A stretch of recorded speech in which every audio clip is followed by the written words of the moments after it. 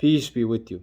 So this video is about what God says about justice in the Quran, how important this concept is, what are some barriers to achieving it, and how who we take as friends affects our ability to become just people.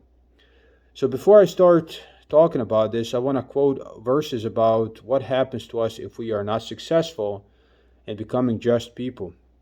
God says in the Quran, and this is in chapter 4, verses 168 to 169, "Surely those who disbelieve and act unjustly, God will not forgive them nor guide them to a path except the path of hell, to stay in it forever, and this is easy for God." God also says in chapter 3, verse 21, "Surely those who disbelieve in the communications of God and kill the prophets unjustly and kill those among people who command justice, announce to them a painful punishment." So Prophet Muhammad, says to these people, those who disbelieve, those who kill the prophets unjustly, and those who kill people who command justice, these will have a painful punishment. And then in chapter 10, verse 54, "And if every soul that has done injustice," so meaning they were not acting justly, "had all that is in the earth," meaning they were rich, like Jeff Bezos rich, Bill Gates rich, both of them rich, "it would offer it for ransom. And they will show regret when they see the punishment, and the matter shall be decided between them with justice, and they shall not be dealt with unjustly." So basically, it doesn't matter how rich we are in this world. If we are not successful in implementing justice and becoming just people, even if we had everything that is in the earth, we will show regret when we see the punishment.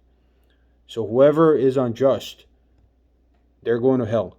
And that is what God says. God also says in the Quran, justice is a commandment. So those were the consequences, right? And God says it in a positive sense as well. And in chapter 16, verse 90, for example, God says, "Surely God commands the doing of justice and doing of good and giving to the relatives, and He forbids indecency and evil and rebellion. He warns you that you may be mindful." God commands the doing of justice. God says in chapter 4, verse 58, Surely God commands you to turn over their trust to their owners, and that when you judge between people, you judge with justice. Surely God warns you with what is excellent, and surely God is seeing and hearing." Then in chapter 4, verse 135, God says, "O you who believe, stand firmly for justice as witnesses to God, even against yourselves or your parents or your family, whether rich or poor, for God is near to them both. And do not follow your desires, lest you deviate." Don't do what you want to do, or you may go astray. And if you distort or decline, then God is aware of what you do. So if you distort the truth, if you know the truth, or if you know the truth but you don't want to say it, then God knows what you do. And remember what God says about those who don't do justice. So this is just God explaining what justice is. So God says that even if you hate somebody, you have to be just. So basically God says there's no excuses. I want justice, and I don't want to hear your excuses. You are going to be just people, or I will throw you into hell. That's how important this is, right? So God says in chapter 5, verse 8, "O you who believe, be upright for God, bearers of witness with justice. And do not let hatred of a people incite you not to act justly. Act justly, that is near to piety, and be careful of your duty to God. Surely God is aware of what you do." So not even if you hate somebody do you have an excuse not to act justly. The problem is we usually are unjust when we hate somebody. So what are the things that make us act unjustly? So love, hate, fear. So, people will say, well, how can love make me act unjustly? Well, let's say you love somebody, and that somebody does something wrong, and now you want to protect this person, right? So you lie for them. And what God said in the Quran, stand firmly for justice, bears a witness to God, even against yourselves, or your relatives, or your family, or your parents, or your family, right? People you supposedly love the most, or should love the most. So God makes no excuses for any of that. So love can make us act unjustly, right? If you have a friend, if you make wrong friends, which I will talk about in a minute, they can definitely make you act unjustly, because you will behave like those people you surround yourselves with, right? So fear, right? Let's say somebody's afraid. You're afraid of somebody, and they say, okay, Like mafia, for example, blackmailing, right? The people blackmail witnesses, for example, all the time. So fear, desire. Somebody can bribe you not to act justly, to lie for them. Self-love.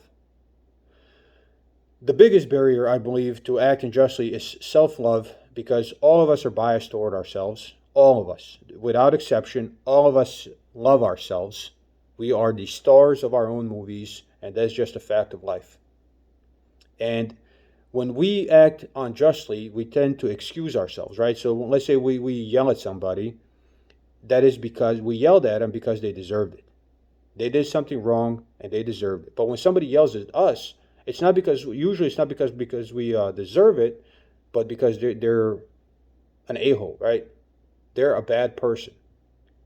When we offend somebody, when we make a mistake and offend somebody, we expect to be forgiven because we made a mistake.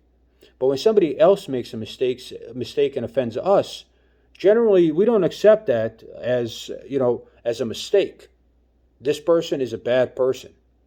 So because of that self-love, for lack of a better word, it's not that we love ourselves that much, but because we're biased toward ourselves, it is very, very difficult to be just. We need help. We need help to see the world objectively. And that, one of the only ways I've figured out, or I see in the Quran, of how we can get that help is if we make friends with the right people. Because God talks about this. If you are friends with the right people, they will tell you the truth about you. So when you make a mistake, they will tell you made a mistake. But you have to be the right person too, because if you're the wrong person and a friend of yours tells you you made a mistake, you may accuse them of being against you or never taking your side. Where they are a Muslim, they're supposed to take the side of justice. And we are the least objective people when it comes to ourselves. So we really have to surround ourselves with true friends. Friends who will tell us when we are doing wrong in order to save our own soul. So God says in the Quran, chapter 18, verse 28, "And withhold yourselves with those who call on their Lord morning and evening, desiring His goodwill, and do not let your eyes pass from them, desiring the beauties of this world's life, and do not follow him whose heart we have made unmindful of our remembrance, and his case is the one in which all due bounds are exceeded."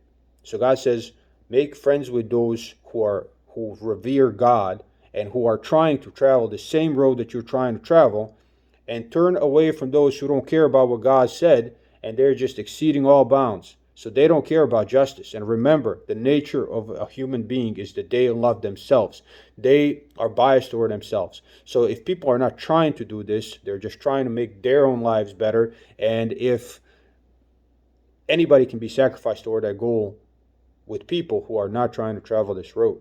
You got to understand that. So God warns us about that. It says, look, you got to make friends with right people. God says also in chapter 6, verse 70, "And leave those who have taken their religion for fun and games, basically, and whom the life of this world has deceived. And remind thereby at least the soul shall be given up to destruction for what it has earned.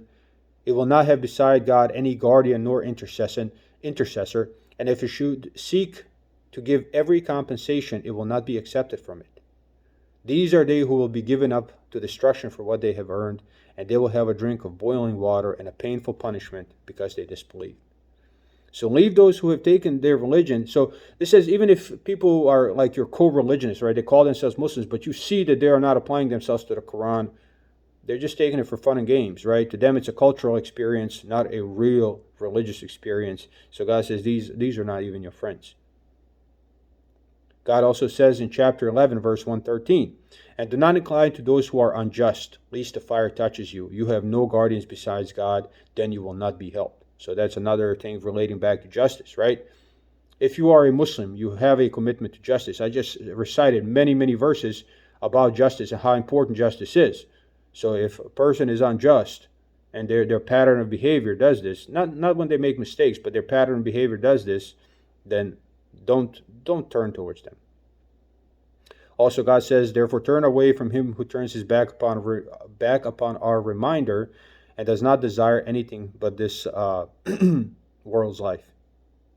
So it's obvious that friends can destroy you.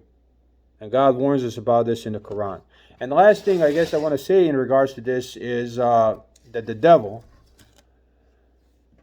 he didn't approach, or it didn't approach Adam and Eve as an enemy. It approached them as a friend. So in chapter 7, verse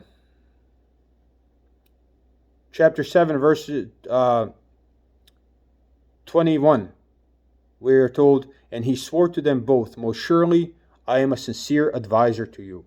So that's what the devil told Adam and Eve. So look, man, I'm just trying to help you out. Do this. I'm trying to help you out. Trust me. And this is the friends we are supposed to be aware of. Your true enemy never comes in talking about, I hate you. This is why I need you to do this. Because I hate you, I want you to fall. No, they will all claim to be your friend. And if they are telling you to do anything other than what God says to do, they are your enemy. They are your enemy. Because they will cause you to fall by deceit. They are lying to you. So, and then that's in chapter 7, verse 22. It says, then he caused them to fall by deceit. He lied to them. So that's it. One of the most important commandments in the Quran is doing of justice. And justice is so encompassing of a topic that if you are successful in being a just person, you will stop doing evil, you will be an honorable person, you will be an enlightened person, you would be a person that you would want marrying your children or marrying your brothers or sisters. A just person, a person who walks on the path of God, is a person to be revered and honored. And it's not an easy thing to achieve. To this end, we have to accept that we are flawed. All of us are flawed. We also have to accept that the societies we live in are lying to us. They are lying to us, and the people we surround ourselves can also be lying to us, pretending to be our friends, but everybody's in for themselves. Everybody's in for themselves. Even people who are trying to follow the Quran, everybody is in for themselves, and you have to understand that, except when you are trying to follow the Quran, being in it for yourself is trying to be a fair and just and honorable person, exactly what God commanded, and that's the difference. Everybody else is in it for themselves for material reasons. And if we want to succeed, we have to accept our own inner corruption, and then we have to surround ourselves by true friends who are going to have an objective view of our behavior and be able to help us change and grow. And we have to remember that true enemy, the vilest of our enemies, are going to come to us as friends and cause us to fall by deceit, because that is ultimately one of the main marks of the devil, or the shaitan. So that's it.